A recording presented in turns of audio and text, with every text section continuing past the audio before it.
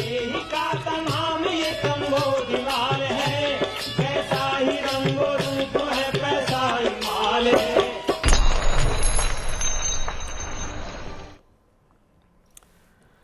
नमस्कार, मैं हूं शुभम शंकधर। आप देख रहे हैं मनी 9। स्वागत है आपका मनी सेंट्रल में। ढेर सारी खबरें हैं। आज का मनी सेंट्रल मुझे लगता है बनाने में सबसे ज़्यादा दिक्कत इसलिए हुई क्योंकि आज खबरों की संख्या बहुत ज़्यादा थी। उसमें से हमने सबसे प्रमुख खबरें चुनी हैं। उन पर डिस्कशन के लिए, विश्लेषण के लिए मेरे साथ मनी 9 के एडिटर अंशुमान तिवारी जी स्टूडियो में मौजूद हैं। सर, बहुत स्वागत है आपका। अंशुमान जी से चर्चा शुरू करें उससे पहले आपको बताएं कौन सी बड़ी खबरें शामिल हैं आज के शो में। कोचिंग सेंटर की खबर होगी पहली खबर। कोचिंग सेंटर वाले कैसे कर रहे थे टैक्स चोरी। जी हाँ, इनके पास नोटिस पहुंचा है और ये टैक्स चोरी कर रहे थे। कैसे ये टैक्स चोरी हो रही है पूरे देश में अलग अलग हिस्सों में कोचिंग सेंटर्स में, ये जानेंगे। शेयरों के अलावा क्या खरीदना चाहते हैं ब्रोकर्स। ब्रोकर्स ये कह रहे हैं कि हमारे पास जो रिजर्व पड़ा होता है, कैश पड़ा होता है, इससे हम सिक्योरिटीज के अलावा यानी शेयरों के अलावा, स्टॉक्स के अलावा, कंपनियों के अलावा कुछ और भी खरीदना चाहते हैं। सेबी के पास इन्होंने अपनी अर्जी दी है, सेबी इस पर विचार कर रहा है। क्या खरीदना चाहते हैं ये समझेंगे। क्यों घटा भारत की आर्थिक तरक्की का अनुमान। एक देसी और एक विदेशी रेटिंग एजेंसी ने भारत की जीडीपी का अनुमान घटा दिया है। क्या वजह है ये जानेंगे। दिन की सबसे बड़ी खबर, यूनिवर्सल केवाईसी से क्या बदलेगा। फिनटेक कह लीजिए, पेटीएम कह लीजिए, तमाम चीजें इस समय चल रही हैं इस सेक्टर में। इन सबकी रोशनी में वित्त मंत्री ने कल एक बैठक की, सारे रेगुलेटर्स बुलाए, तमाम लोग बुलाए और ये डिसाइड हुआ है कि भैया यूनिवर्सल केवाईसी लेकर आओ, लेकिन उस यूनिवर्सल केवाईसी में भी एक्सेस को लेकर अलग अलग नियम बनाओ। ऐसा क्यों कहा गया, यूनिवर्सल केवाईसी क्यों चर्चा में है, ये सब कुछ जानेंगे दिन की बड़ी खबर में। पावर एक्सचेंजों में चल रही थी धांधली। बड़ी खबर, ध्यान से समझिए। पावर एक्सचेंजों में धांधली चल रही थी, सरकार के ही ज्यादातर पावर एक्सचेंज। और आप सोचिए, सरकार ही रेगुलेटर ही कह रहा है कि अब जांच करेंगे, ऑडिट करेंगे कि धांधली चल कैसे रही थी। बड़ा मामला है, दिन की बड़ी खबर है, इसको समझिए। और भारत की कंपनियों पर प्रतिबंध का खतरा। प्रतिबंध शब्द आपके जहन में आता है, आप सुनते हैं तो आपको याद आता होगा रूस यूक्रेन का युद्ध। बात सबसे पहले हाल फिलहाल की अगर करें, निकट इतिहास की करें, तो प्रतिबंध शब्द वहीं से आता है कि यूरोप ने रशिया की कंपनी पर प्रतिबंध लगा दिया, वहाँ के इंडिविजुअल्स पर प्रतिबंध लगा दिया, यही सब खबरें आती हैं। लेकिन अब ये प्रतिबंध की जो आंच है उसी युद्ध की रोशनी में भारत तक, चीन तक पहुंच रही है। भारत और चीन की कंपनियों पर प्रतिबंध लग सकता है। कौन सी कंपनियों पर लगेगा, क्यों लगेगा, क्या इसका असर होगा, ये दिन की एक और बड़ी खबर है जिस पर हम चर्चा करेंगे। कोचिंग संस्थानों पर टैक्स चोरी का शक है। Director general of GST intelligence ने वित्त वर्ष 2021 और 21-22 के दौरान संभावित टैक्स चोरी की जांच शुरू की है। देश भर के कई कोचिंग सेंटर्स इस जांच के दायरे में शामिल हैं। डीजीजीआई जनवरी 2024 से इस मामले की जांच कर रहा है। करीब 145 बड़े और मध्यम आकार के कोचिंग सेंटर्स इस जांच के दायरे में हैं और इनमें सभी हैं, मेडिकल हो, इंजीनियरिंग हो, जीआरई, आईलेट, सबकी एग्जाम की तैयारी कराने वाले, एंट्रेंस एग्जाम की तैयारी कराने वाले कोचिंग सेंटर्स शामिल हैं। सर, नोटिस आया, चोरी का शक है, चोरी हो कैसे रही थी।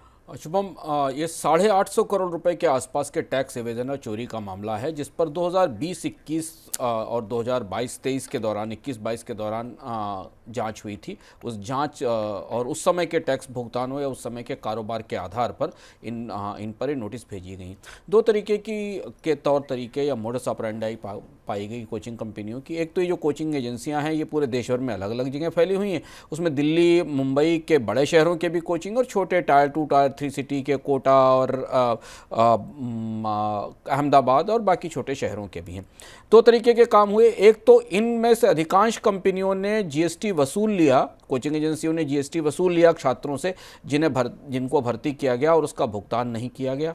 ऐसा माना जा रहा है कि इसमें तमाम कैश ट्रांजैक्शंस हुए हैं, जिसमें जीएसटी तो ले लिया गया, दिया नहीं गया। दूसरी चीज़, कई सारी कोचिंग एजेंसियों ने जब अपने रिटर्न फाइल किए तो अपने आप को जीएसटी एग्जम्प्ट घोषित कर दिया, यानी उन्होंने जीएसटी एग्जम्पशन लिमिट के भीतर अपना कारोबार दिखाया, जबकि इनका कारोबार कुल उससे ज़्यादा बड़ा था। और ये दायरा सारी तरीके की, मेडिकल की, इंजीनियरिंग की, सारी तरीके की कोचिंग संस्थाओं में पाया गया है।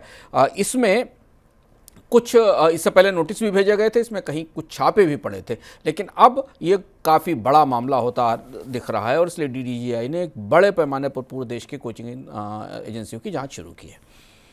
कैपिटल मार्केट रेगुलेटर सेबी इस बात पर विचार कर रहा है कि ब्रोकर्स को गैर सिक्योरिटी कारोबार में निवेश की अनुमति दी जाए। कई ब्रोकर्स अपने सरप्लस फंड का इस्तेमाल सिक्योरिटीज के बाहर करना चाहते हैं। मौजूदा नियम इसकी इजाज़त नहीं देते हैं। सेबी से नियमों में ढील की मांग है। सर, पहली बात तो ये कि ये निवेश कहाँ करना चाहते हैं? स्टॉक्स नहीं खरीदेंगे तो क्या खरीदेंगे? पूरी दुनिया को तो राय दी जाती है इक्विटी में निवेश कीजिए, और खुद ब्रोकर इक्विटी से बाहर जाना चाहते हैं। और दूसरा, क्या सेबी छूट देगा? ब्रोकर्स का मतलब यहाँ ब्रोकरेज कंपनियां भी हैं और इसके अलावा स्टॉक एक्सचेंजेस भी हैं। है क्या है कि स्टॉक एक्सचेंजेस खास तौर पर जो स्टॉक एक्सचेंज और ब्रोकर्स हैं, इनके पास खासा सरप्लस फंड है और अब ये दो जगह निवेश करना चाहते हैं। मौजूदा नियमों के तहत कोई भी ब्रोकरेज फर्म कमोडिटी और स्टॉक्स के बाहर निवेश नहीं कर सकती, इसकी ट्रेडिंग में ही उसका मुख्य कार्य है। लेकिन इनके जो सरप्लस फंड हैं, इससे ये दो बड़े कारोबारों में उतरना चाहते हैं। पहला कारोबार है फिनटेक का, जिसमें सारे लोग आना चाहते हैं। फिनटेक को लेकर चारों तरफ नियमों का तूफान आया हुआ है, भी आपसे विस्तार से बात करेंगे। और दूसरा, वो रियल एस्टेट कंपनीज में या रियल एस्टेट के में बिजनेस में इन्वेस्टमेंट करना चाहते हैं, जिनके पास सरप्लस पैसा पड़ा हुआ है। कुछ एनबीएफसी भी बन जाना चाहते हैं, कुछ ये चाहते हैं कि उनको एनबीएफसी का लाइसेंस भी दे दिया जाए, यानी उनके पास जो पैसे हैं उसको कर्ज पर भी दे सकें। सेबी के लिए दुविधा की बात है कि ब्रोकरेज का काम करने वाली स्टॉक ट्रेडिंग और सिक्योरिटी और कमोडिटी ट्रेडिंग करने वाले एजेंसियां, और उसमें स्टॉक एक्सचेंजेस भी शामिल हैं, वो ये सब करना चाहते हैं। लेकिन अब इस पर तैयारी और चर्चा शुरू हो गई है। सेबी के रूल के हिसाब से इस पर इसकी समीक्षा की जा रही है कि कौन से बिजनेसेस में इन्हें डाइवर्सिफाई करने की छूट दी जाए। देखना होगा, बड़ा डिपार्चर होगा, बड़ा डाइवर्सिफिकेशन होगा, क्योंकि इसमें कन्फ्लिक्ट ऑफ इंटरेस्ट के कई सारे मामले सामने आएंगे। देखना होगा कि सेबी इसकी तैयारी सेबी इसमें किस तरीके की छूट देता है, लेकिन तैयारियां शुरू हो गई हैं। भारत ने यूरोपियन यूनियन के उस प्रयास का विरोध किया है जिसमें यूरोपियन यूनियन की तरफ से अगले हफ्ते अबू धाबी में होने जा रही WTO की बैठक में पिछले दरवाजे से कुछ प्रस्तावों को शामिल किया जा रहा है। यूरोपियन यूनियन कार्बन टैक्स और इंडस्ट्रियल सब्सिडी जैसे मसलों को WTO में शामिल कराना चाहता है। सर, इनका अगर विरोध करना है तो भारत को किस तरीके की पेशबंदी करनी होगी?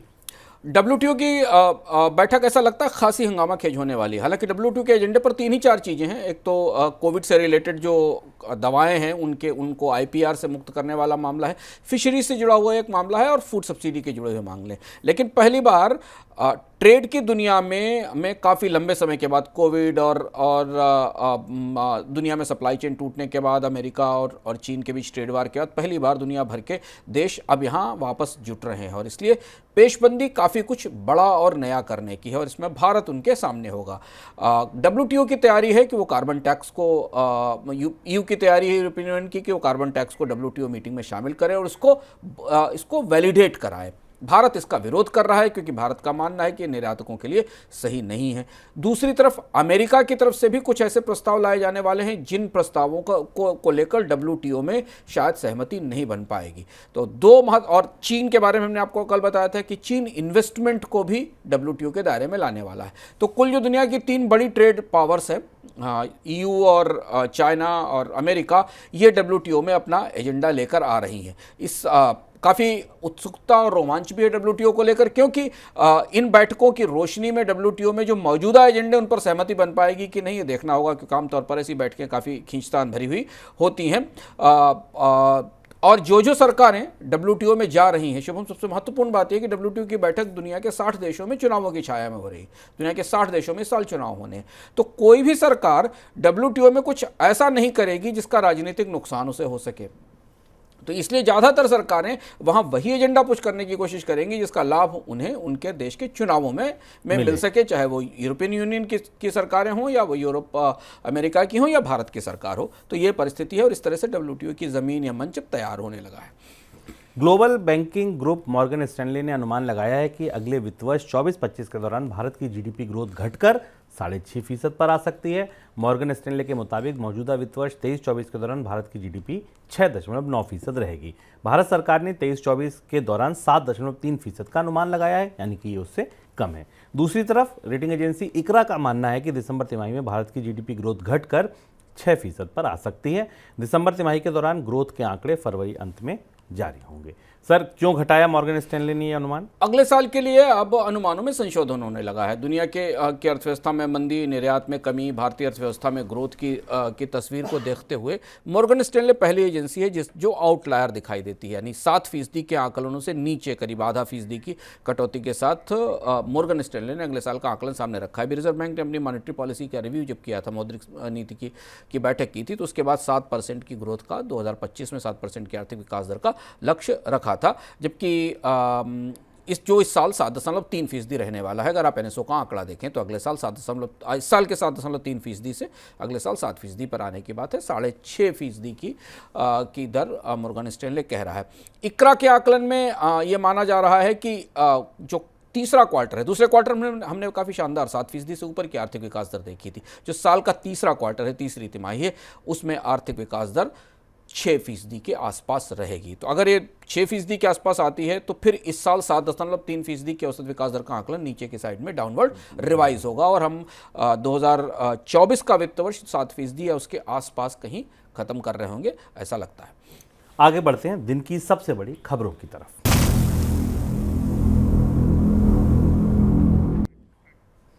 ऑनलाइन एप्लीकेशन के जरिए झटपट लोन देने वाले लोगों पर अब जल्द लगाम लग सकती है। Financial stability and development council की बैठक में वित्त मंत्री निर्मला सीतारमण ने डिजिटल लोन के जरिए गलत तरीके से बांटे जा रहे कर्ज पर लगाम लगाने के लिए कदम उठाने को कहा है। इसके अलावा सभी वित्तीय संस्थानों के लिए एक जैसी केवाईसी यानी यूनिवर्सल केवाईसी का भी सुझाव दिया गया है। वित्त मंत्री ने सोशल स्टॉक एक्सचेंज के माध्यम से सोशल एंटरप्राइजेस की ओर से फंड जुटाने को भी प्रोत्साहन देने की बात कही। बड़ी अहम बैठक थी। वित्त मंत्री थी, सेबी की प्रमुख थी, आरबीआई के गवर्नर थे, तमाम लोग बैठे और ये चर्चा थी कि भाई कैसे करके इन सब चीज़ों पर लगाम लगाई जाए। सर सबसे पहले केवाईसी, इसमें किस तरीके के बदलाव की तैयारी है? शुभम में बैठक, जैसा शुभम ने बताया कि बैठक बेहद महत्वपूर्ण थी। इसकी भूमिका समझना ज़रूरी है। चुनाव सामने है, लेकिन भारत का सबसे बड़ा पेमेंट बैंक जो फिनटेक क्षेत्र का अगुआ था, लीडर था, उसमें तमाम तरीके की खामियां पाई गई और उसके ऊपर प्रतिबंध लगा दिया गया। इसके अलावा डिजिटल लोन ऐप्स को लेकर आरबीआई और सरकार ने काफ़ी सख्ती की। पिछले 1 साल के भीतर फिनटेक कंपनियों के लिए फिनटेक के कामकाज को लेकर रिजर्व बैंक ने कई तरीके के सख्त दिशा निर्देश जारी किए। इन सब के बीच जो एफएसडीसी की बैठक थी, जो फाइनेंशियल स्टेबिलिटी फोरम जिसको कहा जाता है, डेवलपमेंट काउंसिल कहा जाता है, इस बैठक में कई महत्वपूर्ण फैसले होते दिखाई दिए जिनका असर हमारे आपके जीवन पर पड़ेगा। पहली चीज़ तो ये कि ये कहा गया है कि केवाईसी का प्रोसेस, नो योर कस्टमर का प्रोसेस सिंप्लीफाई किया जाए और एक सिंगल केवाईसी आर्किटेक्चर तैयार किया जाए जिसका इस्तेमाल सब लोग कर सकें, चाहे वो बैंक हो, चाहे वो फिनटेक कंपनियां हो और बाकी लोग कर सकें। ऐसा करने से केवाईसी आसान होगी, ईजी होगी और लोगों की उसमें एक्सेस बढ़ेगी। पर दूसरी महत्वपूर्ण बात यहाँ ये भी आई कि केवाईसी के इस्तेमाल के दुरुपयोग को कैसे रोका जाए, क्योंकि बहुत सारे डेटा लीक हुए हैं, बहुत सारा डेटा ब्रीच भारत में हो रहा है, उसे कैसे रोका जाए, इसकी व्यवस्था करने, इसकी पेशबंदी करने, इसे रोकने की तैयारी भी के प्रस्ताव पर भी चर्चा हुई। दूसरी जो महत्वपूर्ण बात हुई वो हुई लेंडिंग ऐप्स को लेकर। और अब ऐसा लगता है शुभम कि आरबीआई और वित्त मंत्रालय इस बात पर खासा मुतमईन है कि डिजिटल लेंडिंग को सख्ती से रेगुलेट किया जाए। किसी भी तरीके से डिजिटल लेंडिंग में कोई ढील ना दी जाए। सर बैंकों पर अब किस तरीके की कार्रवाई या बैंकों पर किस तरीके की सख्ती की तैयारी है? अब ये बैठक इस छाया में थी कि पेटीएम पर सख्ती हुई। पेटीएम के कारण जो कनेक्टेड लेंडिंग का पूरा स्पेस था वो एक्सपोज हुआ, क्योंकि पेटीएम के दरवाजे से घुसकर आरबीआई को ये पता चला कि यहाँ तो कुछ केवाईसी में ही गफलत थी, यहाँ तो सूचनाएं नहीं दी जा रही थी। तब उससे सतर्क होकर आरबीआई ने जो पीछे खड़े हुए बैंक हैं उनसे अपने केवाईसी नॉर्म्स को ठीक करने के लिए और पड़ताल करने के लिए कहा है। यही वो कनेक्टेड स्पेस का चैलेंज है, क्योंकि आमतौर पर पेमेंट ऐप्स किसी बैंक के नेटवर्क का सिस्टम का इस्तेमाल करते हैं जब केवाईसी के लिए करते हैं या उसके वॉलेट में आप अपना फंड ट्रांसफर करते हैं। तो अब बैंकों से ये कहा गया है कि वे अपने नियमों को, केवाईसी नियमों को सही ढंग से पड़ताल करें, जांच करें और देखें कि क्या उनका गलत इस्तेमाल तो नहीं हो रहा है। यानी अब अगर आप माने तो फिनटेक का कंटेजियन या फिनटेक का संक्रमण अब धीमे धीमे रेगुलेटर्स को दिख रहा है कि कहीं और तो नहीं घुस गया है तो इसको भी क्लीन किया जाए। इस बीच खबर एक ये भी है कि फिनटेक कंपनी पेटीएम पर रिजर्व बैंक की सख्ती से ठीक पहले देश के कई दिग्गज म्यूचुअल फंड ने पेटीएम के शेयरों में हिस्सेदारी बढ़ाई थी। जनवरी के दौरान पेटीएम में म्यूचुअल फंड की हिस्सेदारी करीब 41% बढ़ी। जनवरी अंत में रिजर्व बैंक पेटीएम के खिलाफ सख्त कदम उठाते हुए उसके पेमेंट बैंक पर कार्रवाई की थी। उस कार्रवाई के बाद शेयर बाजार में पेटीएम का शेयर 55% से ज़्यादा टूट चुका है। ऐसे में शेयर के निवेश में करने वाले म्यूचुअल फंड को फिर भारी नुकसान हुआ। देखिए पेटीएम हो गया गिरती छुरी की तरह, आईपीओ पे पकड़ा, हाथ कटा, अगली बार फिर आया, फिर पकड़ा, फिर हाथ कटा। अब लगा कि चलो 800 के आसपास तो ठीक ही ठाक है, यहाँ खरीद लें, फिर पकड़ा म्यूचुअल फंड ने, फिर हाथ कटा। अब 4 दिन से अपर सर्किट जरूर लग रहा है। सर ये रुख बता क्या रहा है? पेटीएम में म्यूचुअल फंड्स का निवेश हमें कई तरीके के सवाल पूछने के लिए प्रेरित करता है और पूछना चाहिए हमें म्यूचुअल फंड से, क्योंकि उनके पास हमारा पैसा है। पेटीएम का पूरा इतिहास 2017 से लेकर 2024 तक लगातार निरंतर रेगुलेटर की तरफ से सवाल पूछे जाने, जुर्माने लगाए जाने, पाबंदियां लगाए जाने का इतिहास रहा है।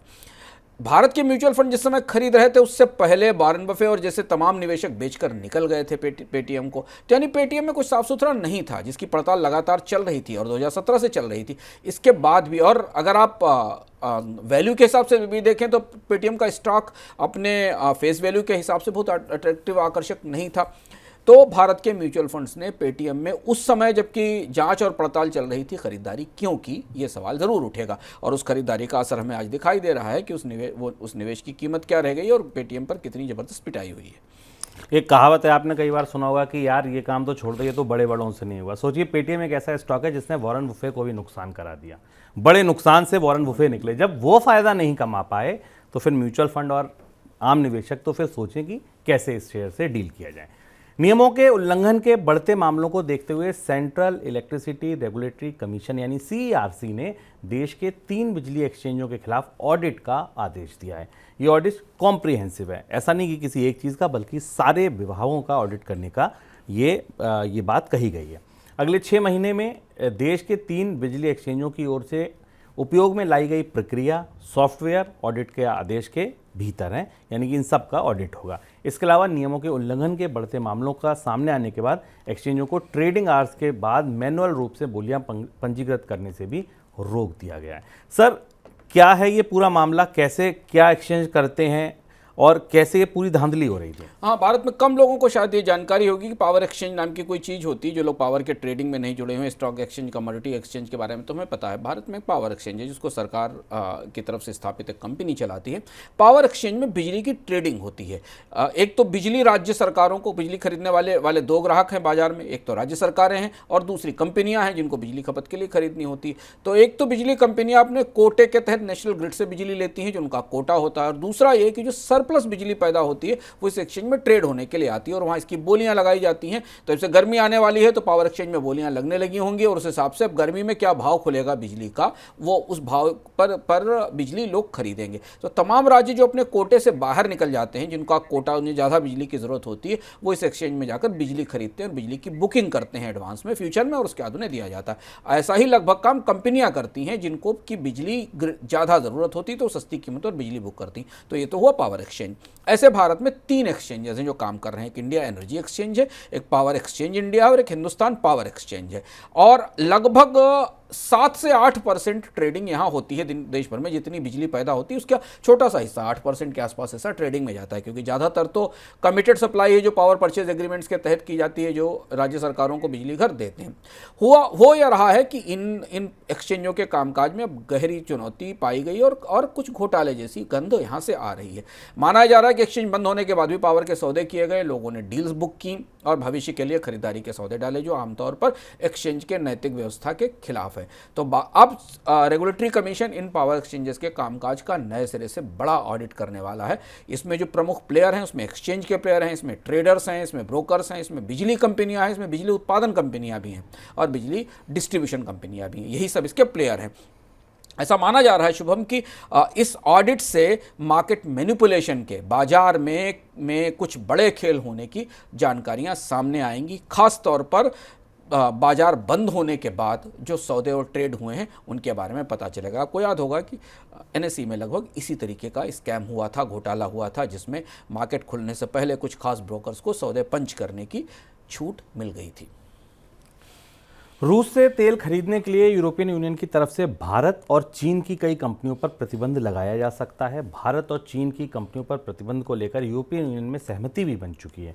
यूरोपियन यूनियन का आरोप है कि रूस से तेल खरीदकर भारत और चीन की कंपनियां यूक्रेन के साथ युद्ध में रूस की मदद कर रही थीं। इधर एक अन्य रिपोर्ट और है मीडिया की, जिसमें पता चला कि भारत ने रूस से इस साल जितना तेल खरीदा उससे करीब 6.6 अरब डॉलर के पेट्रोलियम प्रोडक्ट का एक्सपोर्ट भी किया गया है।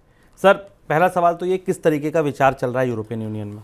अब रूस पर प्रतिबंध का 1 साल पूरा हो रहा है 24 फरवरी को फिर से, और इस पूरे साल में यूरोपीय समुदाय और अमेरिका ने जांचने की कोशिश की, पड़ताल की कोशिश की कि किन देशों ने, दुनिया के और किन देशों की कंपनियों ने इन प्रतिबंधों का उल्लंघन किया है। उल्लंघन कैसे किया?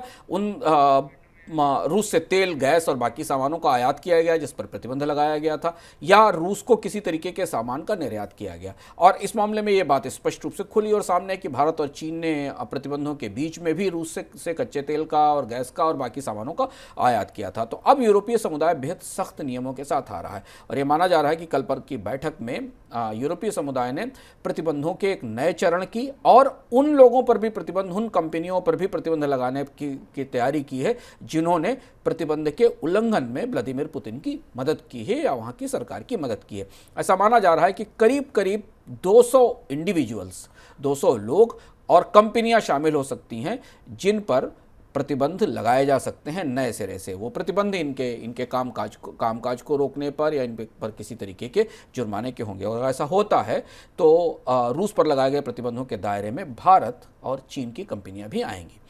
सर, किन कंपनियों पर ये प्रतिबंध हो सकते हैं? अभी नाम स्पष्ट नहीं है, क्योंकि जब भी प्रतिबंध लगते हैं शुभम, तो एक पूरी लिस्ट जारी की जाती है। उस प्रतिबंध की लिस्ट में किन कंपनियों को शामिल किया जाएगा, पर आप ये आप अंदाज लगा सकते हैं कि भारत ने रूस से प्रतिबंधों के दौरान, युद्ध के दौरान तेल का बड़ा ट्रेड किया है, तो उसमें ट्रेडर भी हो सकते हैं, उसमें ट्रेडिंग कंपनियां भी हो सकती हैं, भारत के ऑयल इंपोर्टर्स भी हो सकते हैं, या वो भी कंपनियां हो सकती हैं जो भारत को तेल ला कर दे रही थी, वो सिंगापुर की कंपनियां हों, दुबई की कंपनियां हों, जिन्होंने रूस का तेल उठाकर भारत को पहुंचाया था, वो उसमें शामिल हो सकती हैं। इसमें सबसे महत्वपूर्ण बात यह है कि पहली बार ऐसा होने वाला है जब किसी एक देश पर खास लगे गए प्रतिबंधों का दायरा बढ़ाकर दुनिया के कई देशों तक फैलाया जाएगा जो उसे सपोर्ट कर रहे थे। तो ये एक बड़ा रेडिकल मूव होने वाला है। भूमिका इसलिए भी महत्वपूर्ण है कि एक तो WTO की बैठक होने वाली है, उससे पहले अगर ये फैसला आता है तो WTO की बैठक में भी इस पर सवाल उठेगा, और दूसरी चीज़ ये कि अमेरिका ने अभी खुलकर तो नहीं कहा है, लेकिन ये माना जा रहा है कि अमेरिका भी इन प्रतिबंधों को, यूरोपीय समुदाय के इन प्रतिबंधों का शायद समर्थन करेगा। सर, तीसरा बड़ा सवाल, सबसे अहम सवाल, तेल बाजार पर इसका कोई असर होगा? तेल बाजार पर तात्कालिक तौर पर कोई बड़ा असर नहीं दिख रहा है। तेल बाजार पर हमने विस्तार से अपने इकोनॉमिका में चर्चा की थी कि कच्चे तेल के बाजार में सऊदी अरब या ओपेक की ताकत अब थोड़ा छीज रही है, कमजोर पड़ रही है, क्योंकि यूरोप के तेल बाजार में अमेरिका का तेल पहुंच रहा है जो सस्ता भी है, लागत भी उसकी कम है।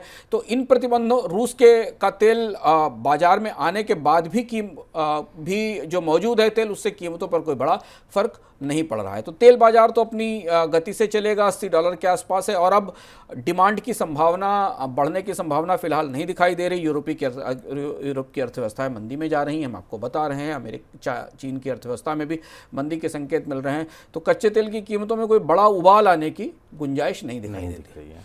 बिल्कुल। अब देखिए, ये प्रतिबंध भी बड़े रोचक होंगे देखने की, किस तरीके के प्रतिबंध आते हैं, क्योंकि रूस पर यूरोप ने प्रतिबंध लगाए। क्या प्रतिबंध लगे थे? बड़ा प्रतिबंध ये था कि वहाँ से कोई तेल और गैस नहीं खरीदेगा। ठीक है, भारत ने खरीदा, लेकिन भारत ने एक्सपोर्ट किसे किया? उसी यूरोप को किया, और यूरोप की कंपनियों ने वो तेल लिया।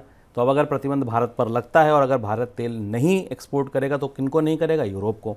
तो प्रतिबंध की जो तीखापन है उसकी एक चोट कह लीजिए, एक चुभन कह लीजिए, यूरोप को भी लगेगी। तो ये प्रतिबंध बहुत बारीकी से देखने वाले होंगे, किस तरह लगते हैं, किन कंपनियों पर लगते हैं, और प्रतिबंध जिन पर है उन पर कितना असर करते हैं, और लौटकर खुद उस देश पर, उस समूह पर कितना असर करते हैं जो ये प्रतिबंध लगाते हैं। हमारी बारीक से इस पर नजर बनी रहेगी।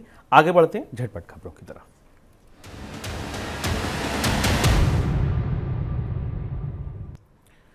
केंद्र सरकार ने 24-25 सत्र के लिए गन्ने का उचित एवं लाभकारी मूल्य यानी FRP 25 रुपये बढ़ाकर 340 रुपये प्रति क्विंटल कर दिया है। FRP में यह अब तक की सबसे बड़ी बढ़ोतरी है। दूसरी बार मोदी सरकार ने FRP में एक बार में 25 रुपये क्विंटल की बढ़ोतरी की है। प्रधानमंत्री नरेंद्र मोदी की अध्यक्षता में CCEA की बैठक में गन्ने के FRP को बढ़ाने का फैसला लिया गया। पेटीएम के साथ बायजूस के भी बुरे दिन चल रहे हैं। बायजूस के फाउंडर और CEO के लिए मुश्किलें बढ़ती जा रही हैं। ईडी ने बायजूस रविंद्रन को देश के बाहर जाने से रोकने के लिए लुकआउट सर्कुलर जारी करने की मांग की है। ईडी फेमा उल्लंघन को लेकर बायजूस की जांच कर रहा है। दूसरी खबर यह है कि कर्नाटक हाई कोर्ट ने बायजूस के कुछ निवेशकों की तरफ से बुलाई गई ईजीएम पर रोक लगाने से इनकार कर दिया है। हालांकि ये जरूर कहा है कि कोई भी फैसला उस ईजीएम से जो निकलेगा वो तब तक 13 तारीख तक रुका रहेगा। तीसरी खबर बायजूस से जुड़ी ये है कि $20 करोड़ का राइट इशू पूरी तरह सब्सक्राइब हो गया है। विदेश में निवेश के नियमों को लेकर रिजर्व बैंक ऑफ इंडिया जल्दी बैंकों के साथ एक अहम बैठक करने जा रहा है। इस बैठक में ओवरसीज इन्वेस्टमेंट के नियमों में खामियों यानी ग्रे एरिया पर चर्चा होगी। विदेशी निवेश में स्पष्ट नियमों की वजह से कई अमीर भारतीय व्यापारिक घराने और स्टार्टअप का विदेशी प्रतिभूतियों, फंड और निवेश कंपनियों में निवेश रुक गया है। इस रुकावट को दूर करने के मकसद से आरबीआई ये बैठक कर रहा है। कच्चे तेल के बड़े निर्यातक देश सऊदी अरब ने यह फैसला किया है कि वह स्पॉट मार्केट में तेल की बिक्री के लिए अपने तेल उत्पादन में बढ़ोतरी नहीं करेगा। इससे पहले सऊदी अरब की सरकार कच्चे तेल का उत्पादन क्षमता को रोजाना 1 मिलियन बैरल बढ़ाकर 13 मिलियन बैरल तक ले जाने की योजना रोक चुका है। सऊदी अरब ने 2020 में यह लक्ष्य घोषित किया था। नवंबर 2023 तक अरबों का निवेश करने के बावजूद सऊदी अरब की सरकारी कंपनी अरामको ने अब निवेश को स्थगित करने का फैसला किया है। बड़ी दुविधा में फंस गया है सऊदी। निवेश बढ़ाएं ना बढ़ाएं, मार्केट बढ़ ही नहीं रहा है, सब कुछ करके देख लिया। फंड डाइवर्जन से जुड़े मामले में बाजार नियामक सेबी अब जी एंटरटेनमेंट के टॉप मैनेजमेंट से पूछताछ करेगा। पूछताछ के लिए सुभाष चंद्रा, सीईओ पुनीत गोयनका के अलावा सीएफओ जी के मौजूदा पुराने बोर्ड मेंबर को बुलाया जाएगा। सेबी अप्रैल मध्य तक अपनी जांच पूरी करेगा और जांच अंतिम परिणाम के आधार पर कानूनी कार्यवाही भी की जाएगी। सर, कोई टिप्पणी आपकी? 2-3 महत्वपूर्ण खबरें। एक खबर सऊदी के प्लान को लेकर, आप उस इकोनॉमिक हम कल हम डिस्कशन में देंगे, जिसमें आपको बताया था कि ओपेक देश कैसे बुरी तरह तेल बाजार में जाकर फंस गए हैं और किस तरह से अटलांटिक बेसिन के देशों ने, अमेरिका, गयाना, ब्राज़ील और कनाडा ने इतना तेल उत्पादन करना शुरू कर दिया है कि ओपेक देशों का दबदबा टूट रहा है। उसे आप देखकर समझ सकते हैं कि ऐसा क्यों हो रहा है कि सऊदी को अपने तेल उत्पादन के विस्तार की योजना स्थगित करनी पड़ रही है और सऊदी ने तय किया है कि अब वो कैश मार्केट के हिस्से को देखकर तेल उत्पादन में निवेश नहीं करेगा। ये एक महत्वपूर्ण बदलाव है जो सामने दिखाई दे रहा है। दूसरी महत्वपूर्ण बात खेती के बहाने चली। आज नीति आयोग की एक महत्वपूर्ण रिपोर्ट आई जिसने ये बताया कि भारत की ऑयल सीड्स और पल्सेस यानी दालों और तिलहन के मामले में भारत की चुनौती अभी दूर नहीं होने वाली है। उसका आकलन है कि 2047-48 तक भी भारत में इन दोनों फसलों का, तिलहन और दलहन फसलों का उत्पादन इतना नहीं हो सकेगा जितनी मांग होने वाली है। यानी यहाँ आयात पर निर्भरता लगातार बनी रहेगी और ये खबर काफ़ी महत्वपूर्ण है क्योंकि भारत अपनी थाली की दो महत्वपूर्ण चीज़ें दलहन और तिलहन के लिए आयात पर आने वाले समय में निर्भरता बढ़ाता जाएगा या बढ़ेगी। इससे दिखाई दे रहा है इसका असर बाजार में और भारत के विदेशी मुद्रा भंडार पर भी पड़ेगा। तो ये था हमारा आज का मनी सेंट्रल। कल फिर आएंगे नए संस्करण के साथ। तब तक ले दीजिए इजाज़त। नमस्कार। ऐसे ही का